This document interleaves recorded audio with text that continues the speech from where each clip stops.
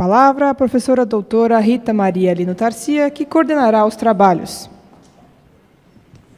Boa tarde a todos.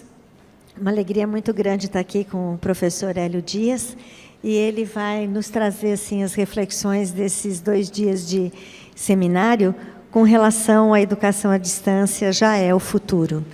Então, como é que a gente vai lidar com esse futuro que nós estamos construindo neste momento, né, no nosso presente.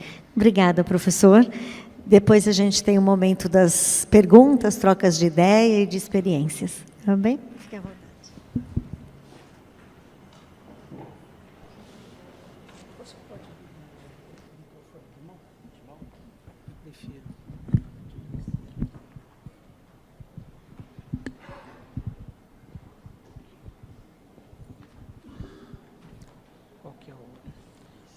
Ele tem pointer? Ou não? Ele não aponta? Ele não aponta, né? Isso aqui? Dá o laserzinho, né? É, para eu então, apontar para ele até tem um laser, mas ele tá bem fraquinho aqui, ó. Vê se você pega na mão. não, acho que não vai dar. Oi?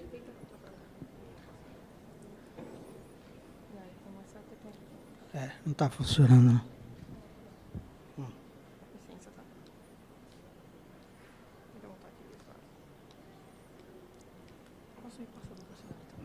Você vai falando.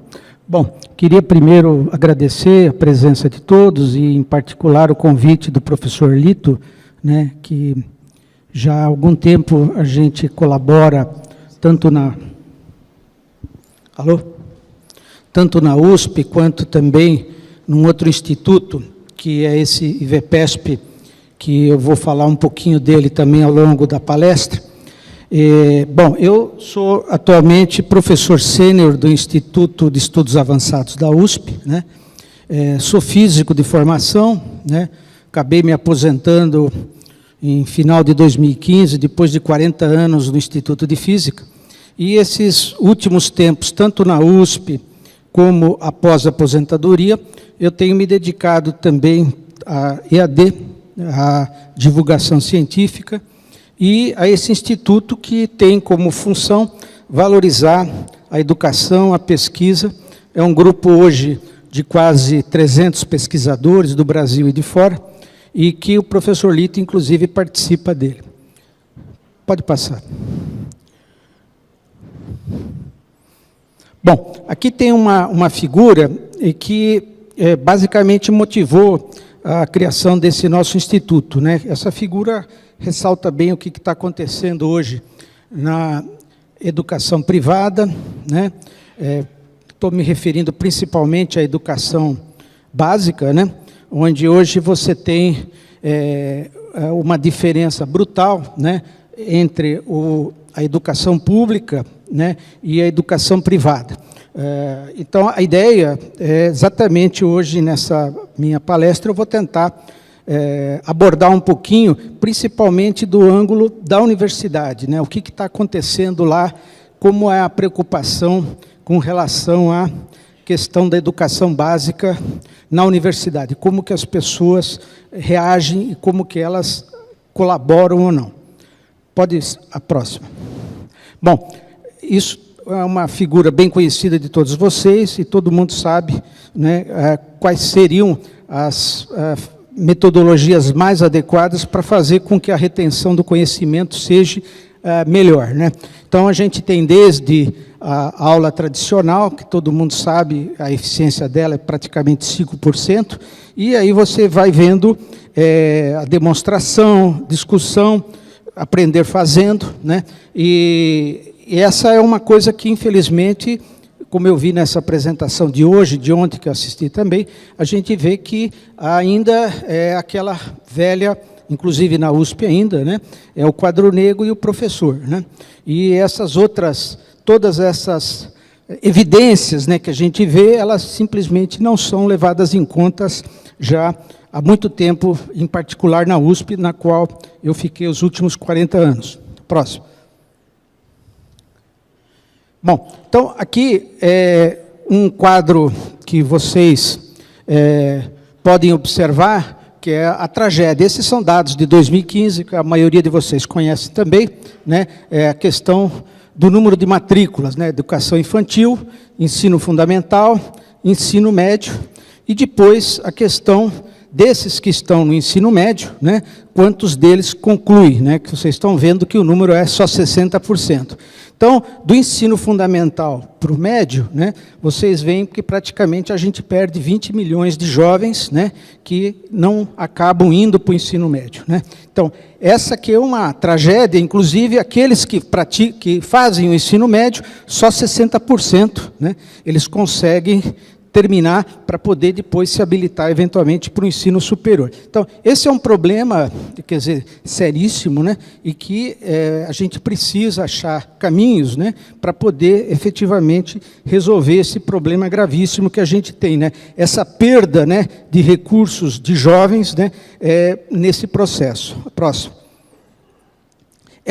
Um outro problema importante também é a questão da formação, né, dos professores de educação básica. Esses são dados também de 2015, vocês veem ali que nós temos um total de 2 milhões e 200 professores, mais ou menos, né, e como que eles estão, a formação deles superior só 76%, tem professor dando aula só com o ensino médio, vocês estão vendo ali 18%, ensino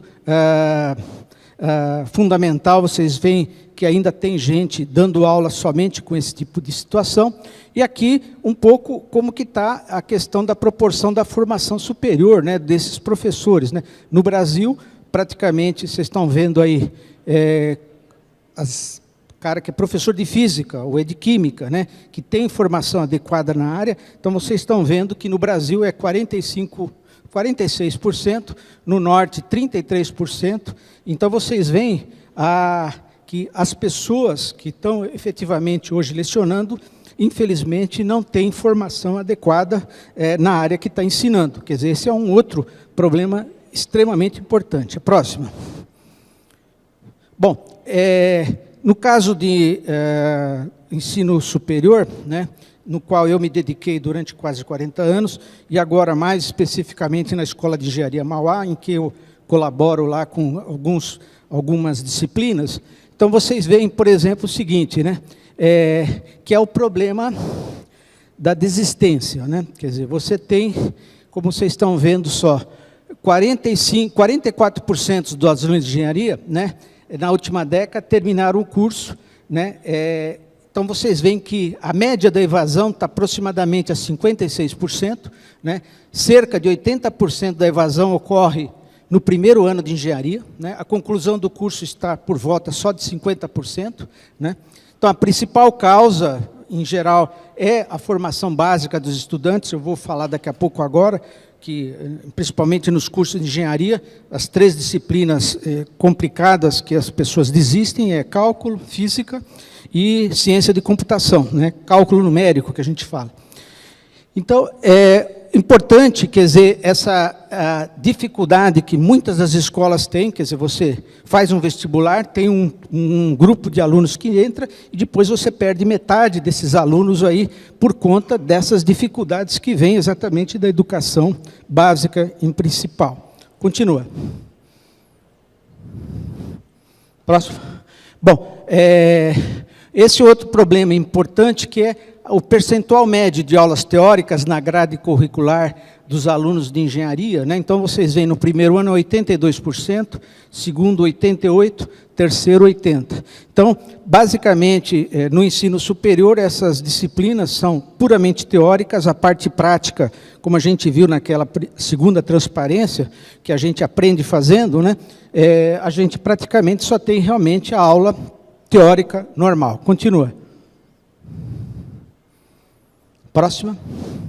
Bom, esse problema, esses dados que eu dei são dados aqui do Brasil, mas esse é um dado também que acontece nos Estados Unidos também, né? Então, vocês veem, por exemplo, que esse problema que você tem em geral, por exemplo, na engenharia, né, só 49, depois que começam o curso, permanece, né? Vocês veem, 25% acaba mudando do campo, né, vai para uma outra área, né, ou simplesmente desiste, né? Então, esse é um problema também, que não é um problema só brasileiro, isso são dados aí, como vocês estão vendo, americanos, né? Que foram feitos aí com 17 mil estudantes. Então, vocês veem que nessas áreas, física, matemática, ciência de computação, vocês veem como que é esse abandono, ou, na verdade, a troca da área, né, que ele começou. Continua. Bom, então, esse aqui eu também vou falar um pouco. Eu tenho também, nesses últimos tempos, trabalhado com um grupo da Universidade de Michigan, já fazem quase 10 anos que eu faço essa colaboração, trabalhando exatamente nessa parte de AD, né? Esse é um gráfico que foi feito também com os alunos de lá, mostrando, né, quer dizer, o que está acontecendo, né? Qual que é a hora em que o estudante mais estuda. Então, vocês estão vendo, né, que, por exemplo, nesse período que está aqui, né, começa a realmente ter alguma evidência a partir da meio-dia, e nessa parte aqui, praticamente, você não vê nenhum tipo de ação desse aluno. Então, meu filho está no 5º ano de engenharia aqui na Mauá, né? As aulas dele começam às 7h40, né? Ele levanta dormindo, né? E vai para a aula às 7h40 da manhã, né? Até a aula dele termina por volta de 1 da tarde, né? Que é o horário exatamente que ele tem. E, por outro lado, ele vai dormir 1 hora, 2 horas da manhã, né? Então, é uma coisa que a gente precisa também respeitar esse aluno de hoje, né? Como foi colocado aqui, o horário em que ele é mais produtivo para poder reter o conhecimento. A próxima. Bom, então, eu queria também, a tragédia dessa dificuldade que eu vi nas palestras agora que me antecederam, né? A dificuldade, né? Então, por exemplo, o EAD, eu participei da primeira experiência de EAD que a USP fez, que é o curso de licenciatura em ciências, né? Que foi um curso de graduação semipresencial, em que eu participei. Então, vocês podem, não sei se dá para perceber aqui, ó, as iniciativas de EAD, não, antes, por favor.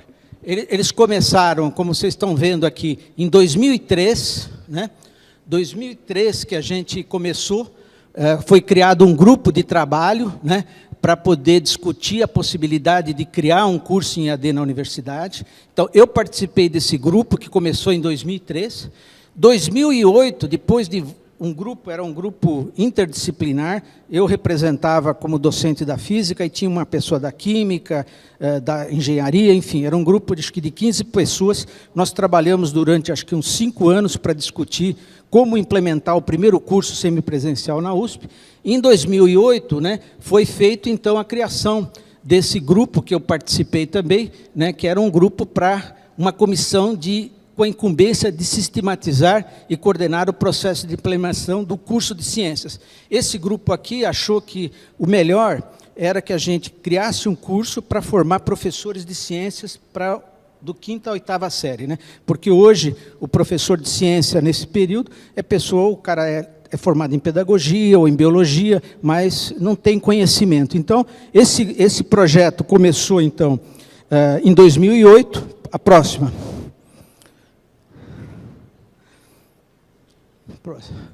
E aí, então, esse curso foi implementado em 2010. Esse, então, foi o primeiro curso de graduação oficial da USP, que é o curso semipresencial, que começou em 2010. Ali tem ainda o site.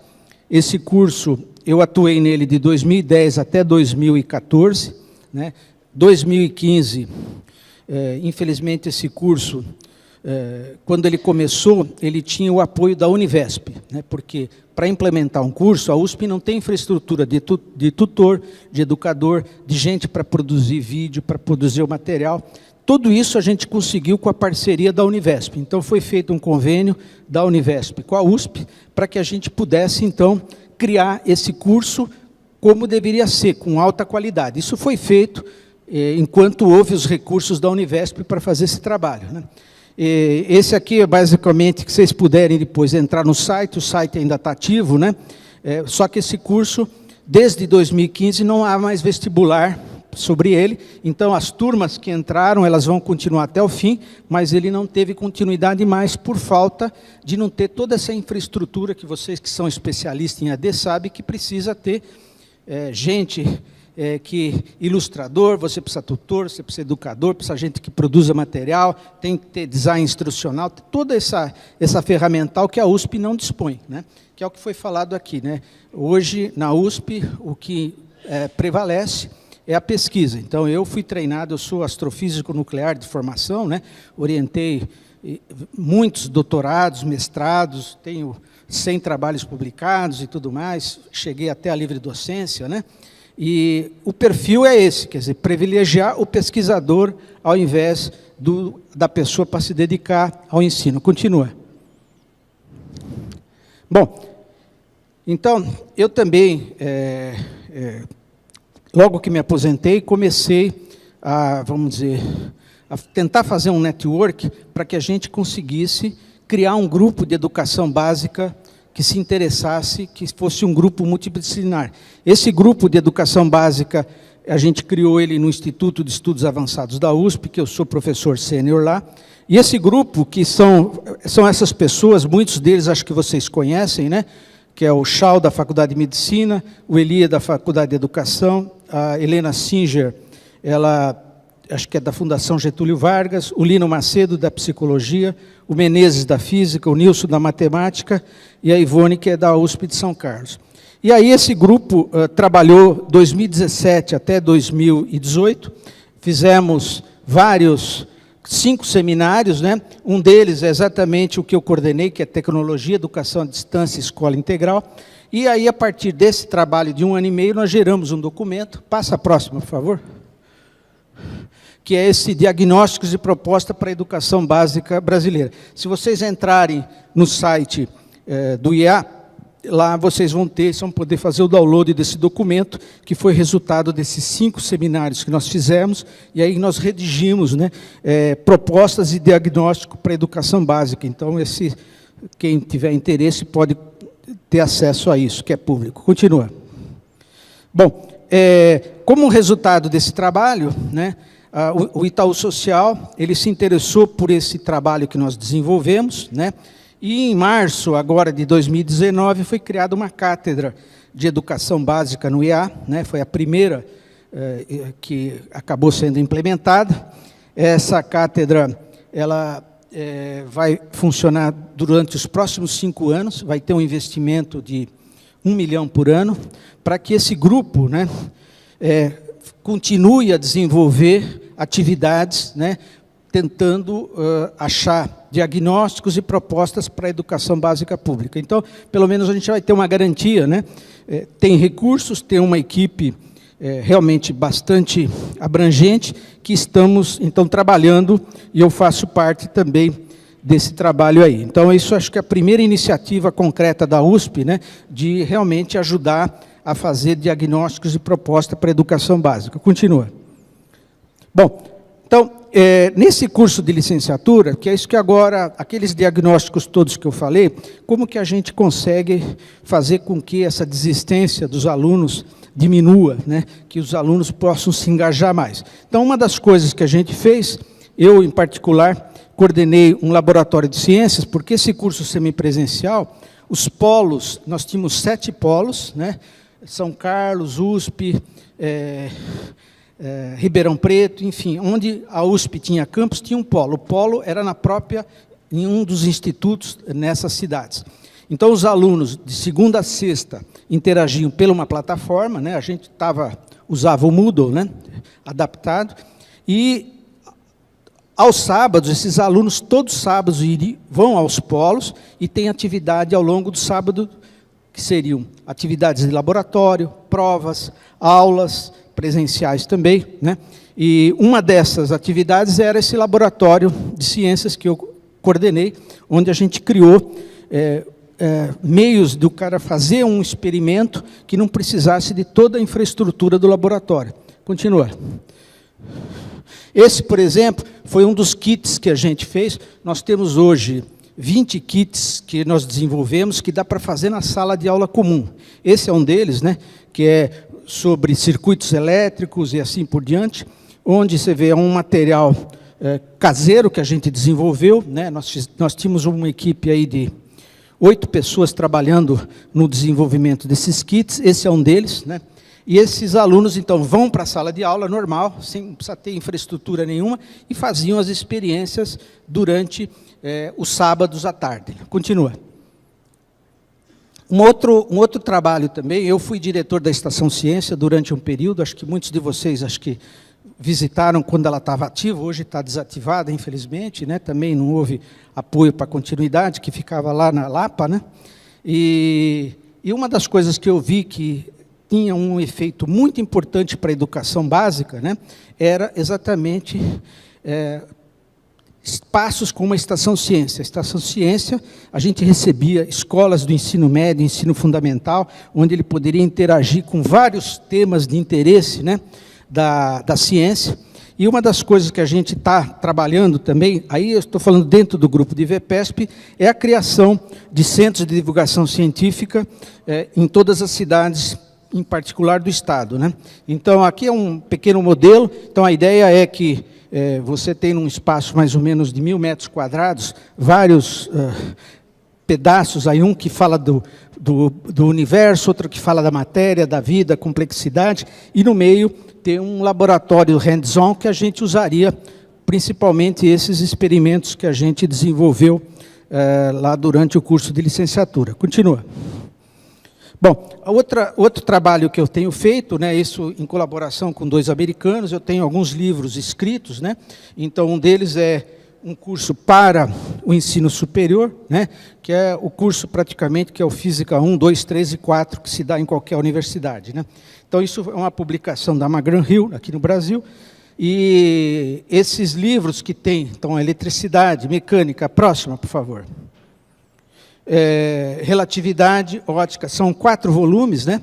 Cada volume abordando isso. E nesse projeto que a gente fez com os americanos, o que a gente fez? No e-book que está publicado lá fora, na verdade, o e-book aqui basicamente é um PDF, né? Do livro. Lá não, lá o e-book é uma coisa em que o aluno ele entra dentro de uma plataforma, ele acessa o conteúdo do livro, e dentro do livro você tem uma série de coisas, como, por exemplo, applets, tem vídeos, tem uma série de coisas complementares ao texto, né, que é uma coisa que a gente está tentando fazer aqui com o pessoal também. No e-book brasileiro também tem esses recursos também, né? Continua. Bom, aqui também na Escola de Engenharia Mauá, eu tenho um outro projeto, que eu desenvolvi junto com professores de lá, que é o que a gente chama de engenharia na prática. São 20 experimentos, né? Esse é um deles, que é o gerador fotovoltaico, que a gente desenvolveu com equipamentos da Lego, né? Então, a Lego tem uma série de componentes, a gente pegou, fizemos uma parceria, a Mauá fez uma parceria com a Lego, eles nos cederam todos os componentes e nós montamos 20 experimentos, que inclusive deve ser lançado provavelmente esse ano, o ano que vem, né? São 20 experimentos. Esse seria um deles, seria o gerador fotovoltaico. Continua. Bom, e o outro projeto que também tem a ver com tudo que foi discutido, que é essa plataforma educacional. Então, eu trabalho já há 10 anos na construção de uma plataforma que está sendo utilizada lá na Universidade Estadual de Michigan, né? E ela tem uma série de recursos, como gerenciamento do curso, controle de notas, questão de problemas aleatórios e o feedback imediato para o aluno. Então, essa questão, por exemplo, na Universidade de Michigan, praticamente toda a parte de avaliação, exercícios semanais, ou mesmo as provas, são todas feitas via plataforma, né? Que a gente está agora tentando adaptar ela aqui também para o Brasil. Continua. Bom, e um outro projeto que a gente está fazendo também, que tem a ver com essa questão vamos dizer, as pessoas que desistem, né, dos cursos de engenharia. Na Universidade de Michigan também você tem essas disciplinas, né? Cálculo 1, 2, 3 e 4, cálculo 1, 2 e 3, física 1, 2 e 3 e ciência de computação, que são 2 semestres. Então, o que nós fizemos lá? Devido a essa dificuldade, a gente tentou, no caso, criar uma disciplina que englobasse as três numa só, né? E isso eu vou mostrar agora. Continua. Então, qual que é o grande problema, né? Dos alunos, às vezes, não conseguir ir bem de cálculo, de física ou mesmo de cálculo. Primeiro, eles não vê como essas disciplinas estão conectadas, ele não consegue enxergar isso. Ele não consegue entender como os conceitos de matemática podem ser aplicados, né, tanto para a física como para a engenharia, né?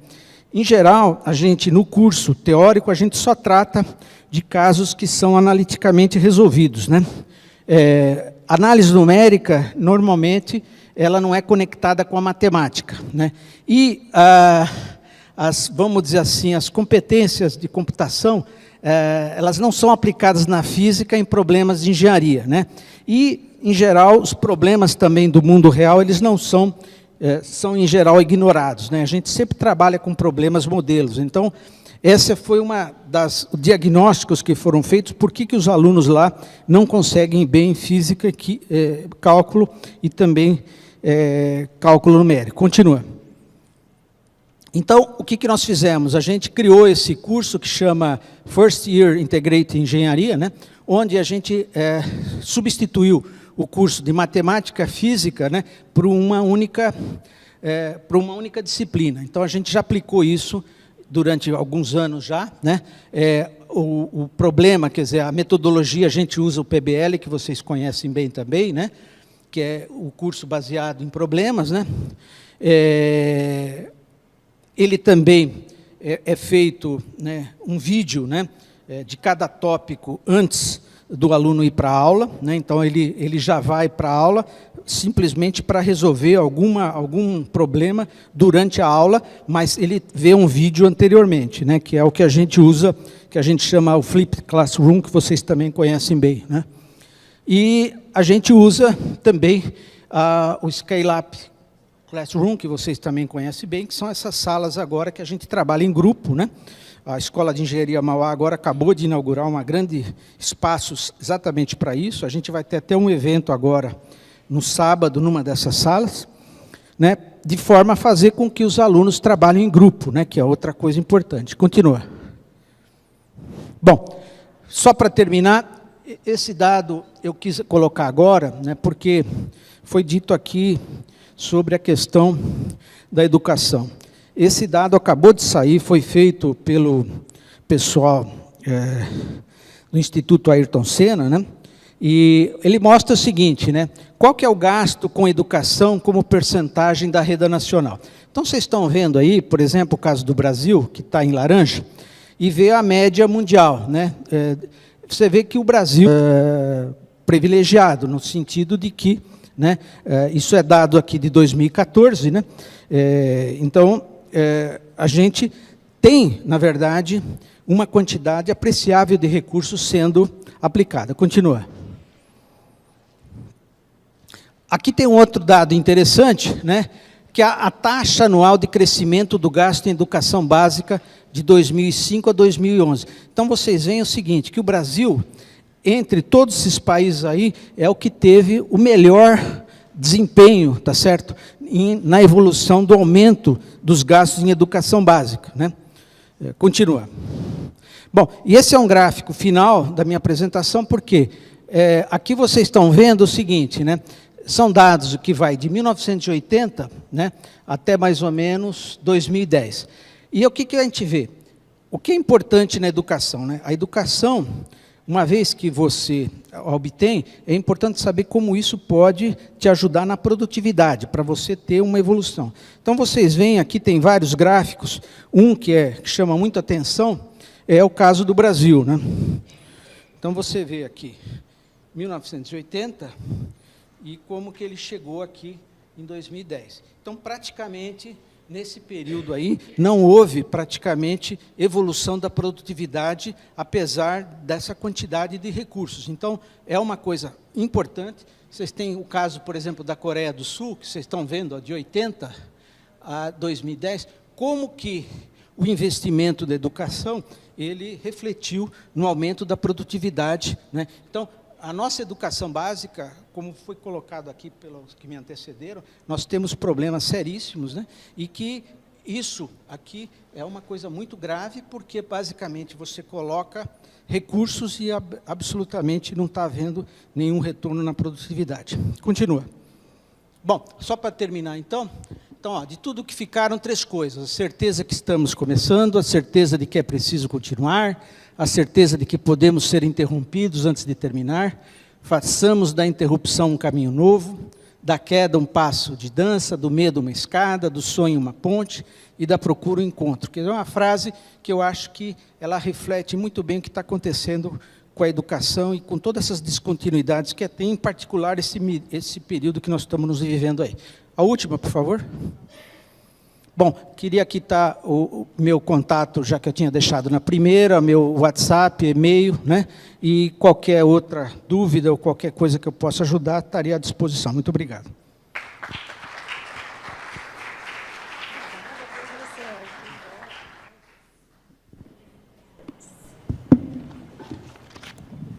Então, professor, muito obrigada, com informações importantes, com dados, né, que eu que sou da área de humanas, quando eu vejo esses dados e gráficos, eu preciso cheirar flor, assoprar vela para poder trabalhar. Por isso que a gente precisa pensar sempre na visão multidisciplinar, né? Então, agora nós temos aí um momento para as questões, se tiver alguma contribuição, alguma experiência para compartilhar, nesse momento que nós vamos trocar ideias. Então, eu vou pedir licença aqui para trocar ideias para o professor, né? Ele trouxe aqueles dados de evasão da engenharia. E a gente sabe agora que a educação à distância olha para os cursos de engenharia. E como é que o senhor vê essa dificuldade, né? Os alunos no presencial, aqueles dados são do presencial, né? Da educação presencial, eles já têm uma dificuldade, têm uma evasão. E como é que o senhor vê agora com a educação à distância, na formação desses profissionais da área da engenharia? Será que essa tecnologia vai nos ajudar a suprir as dificuldades da educação básica? Vai complicar mais? Como é que o senhor vê isso? Então, eu acho que o problema, o gargalo está na educação básica, né? Quer dizer, a falta de qualificação dos alunos que entram para o curso. Eu, por exemplo, os últimos 10 anos em que eu estive na ativa, na USP, eu dei aula de Física 1, 2, 3 e 4 para a Escola Politécnica. Então, eu pegava os melhores alunos que entram na universidade, em geral, vão para o curso da Escola Politécnica, né? E, ao longo desses 10 anos, eu vi a decadência, mesmo na Poli, né, da falta de base dos alunos, né? Então, eu acho que, vamos dizer, a prioridade para muitas dessas coisas da evasão não ocorrer no ensino superior seria a gente resolver o problema da educação básica, né? Porque eu, por exemplo, eu sou nascido em Santo André, né? Fui aluno da Escola Estadual Américo Brasilense, né? Eu fui formado em 71 lá e fiz todo o ensino fundamental e médio, no caso lá era científico, né? E entrei na USP, entrei na Poli, entrei no ITA e acabei decidindo fazer física lá na USP, mas só com esse conhecimento. Hoje, quem for visitar o Américo Brasilense, Santo André, ele está num lugar central, mas simplesmente não é nem sombra do que ele foi, né? Então, eu acho que o problema é esse. Agora, a outra questão, eu esqueci de falar, todos esses experimentos que eu andei fazendo, presencial, nós estamos transformando isso para o Web Lab, não sei se vocês sabem, que é possível os experimentos ser feitos à distância, né? Então, nós estamos fazendo lá um protótipo na Mauá, então tem um local onde, no caso lá, o experimento é montado, a pessoa pode entrar pela web lá e fazer o experimento à distância, né? Então, a falta de atividades experimentais, eu acho que é uma dificuldade que o aluno de engenharia tem, porque ele não consegue visualizar o que está acontecendo, como é que é. Então, porque bom, nem falar para o ensino médio. Ensino médio, meu filho estudou no Singular Ângulo, aqui em Santo André, e eu fui várias vezes lá. Eles não têm laboratório também, não têm experimentos, não têm atividades experimentais. É um curso como foi falado aqui, estritamente teórico, quadro negro, giz e professor, e mais nada, né? Isso é o que você vê. E o Singular é um dos melhores colégios que a gente tem o Arbus, tem outros aí, mas, né? E ele não tem a infraestrutura para laboratório. Então, eu acho que isso,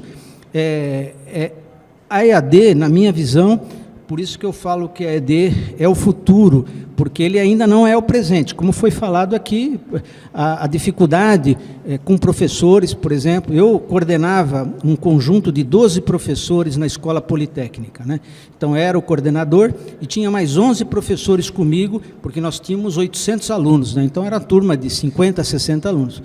Eu tentei colocar muitas das coisas que eu achava importante na área de EAD para o curso, mas sem ter um consenso entre os 12, eu nunca pude fazer nada, porque a maioria ainda tem um caderno, né, que ele colocou há cerca de sei lá quantos anos, ele leva esse caderno já de Física 1, 2 ou 3 e 4, né, e ele abre e vai para o quadro negro e começa a fazer. E ele quer o tempo dele para fazer pesquisa, para poder orientar os seus alunos, para poder publicar, para poder participar de congresso, e faz o feijão com arroz, né? Ele dá lá, sei lá, 8 horas de aula por semana, e é isso que ele faz. Então, eu acho que, assim, a motivação do aluno também depende da motivação do professor. Então, eu acho que tem, como foi dito aqui, né, os desafios são enormes, tem muita coisa. Qual que é o paradigma que tem que quebrar? São vários aí, né?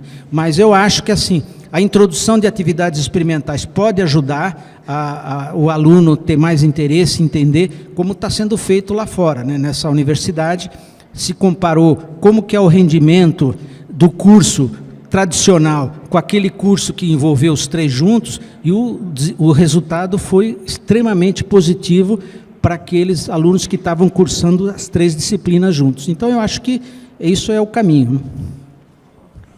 Então, obrigada, professor. E vou terminando, eu não sei se surge alguma motivação. Então, eu vou terminando esse momento e fazendo referência ao primeiro slide que o professor trouxe em relação à realidade da universidade pública e da universidade privada. A gente sabe que há diferenças na universidade, e hoje o número de vagas da universidade privada é de quase 70% em relação a 30% das vagas da universidade pública. Essa realidade é exatamente contrária, é inversamente proporcional na educação básica. Nós temos quase 80% das vagas no Brasil para a educação pública e 20 e poucos para a educação privada. Então, não vai ser a educação à distância que vai solucionar o problema da educação básica. Mas, assim como ela foi indutora de mudanças no ensino superior, com certeza ela será indutora de mudanças na educação básica. E toda a nossa comunidade de educação à distância, que hoje ela se caracteriza por diferentes níveis de maturidade, nós encontramos na nossa comunidade instituições e profissionais que estão começando, instituições e profissionais que já têm aí muitos anos e muitos alunos. E é nessa diversidade que nós vamos juntos construindo a qualidade. A educação à distância será o futuro, mas será o futuro daquilo que nós estamos efetivamente fazendo hoje em relação ao nosso compromisso com uma educação de qualidade, seja ela presencial ou à distância. E quando nós olhamos, o nosso radar vai para a educação básica, sabemos que são muitos os desafios da educação básica. E o que me angustia é dizer que a culpa vai ser da educação à distância. Eu acredito que não é. É por aí que a gente tem que pensar. A gente tem que pensar como educadores que já trabalhamos com educação à distância, como nós podemos usar todo esse potencial para auxiliar e trazer uma educação de qualidade, uma educação básica que forme, sim, um cidadão diferenciado para o nosso futuro. Tá? Então, o professor Hélio também vai ter uma fala aqui. Não, eu só também falar sobre plataformas. Então, por exemplo, eu, na Escola Politécnica, qual que era o critério de avaliação? Aqui se falou de avaliação. Lá é assim, curso semestral, Física 1. Tem 3 provas durante o semestre e uma prova substitutiva. Não tem nenhuma atividade de trabalho, entregar um trabalho durante o período que antecede as provas, né? A gente dá listas de exercícios, mas essas listas, a gente, como tem 70, 80 alunos, a gente não tem como pegar e corrigir para participar da nota.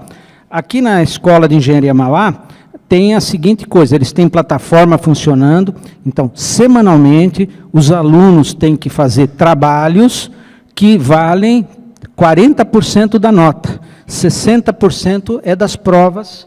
Então, o que acontece? O aluno, ele é obrigado, semanalmente, a fazer atividades referentes ao curso que ele está fazendo. Se ele não fizer, mesmo que ele tire 10 em todas as provas, ele não consegue ser aprovado no curso. Então, por exemplo, a plataforma, ela pode sim, né, e isso é uma coisa do EAD, tá certo? Que pode, como foi dito aqui também, né, acho que antecederam aí, hoje você tem lá nos Estados Unidos, eu conheço, tem plataforma que, claro, ele consegue ter a informação do perfil do aluno também, ver qual que é a hora que ele é mais produtivo e tal. Então, eu acho que assim, mesmo que o EAD vai ser ainda o futuro para nós, já tem muita coisa feita e que tem que ser realmente adotada, porque um aluno de engenharia, ele tem que, não só de engenharia, mas todos têm que trabalhar ao longo do semestre, ao longo das semanas, e não só para as provas, né?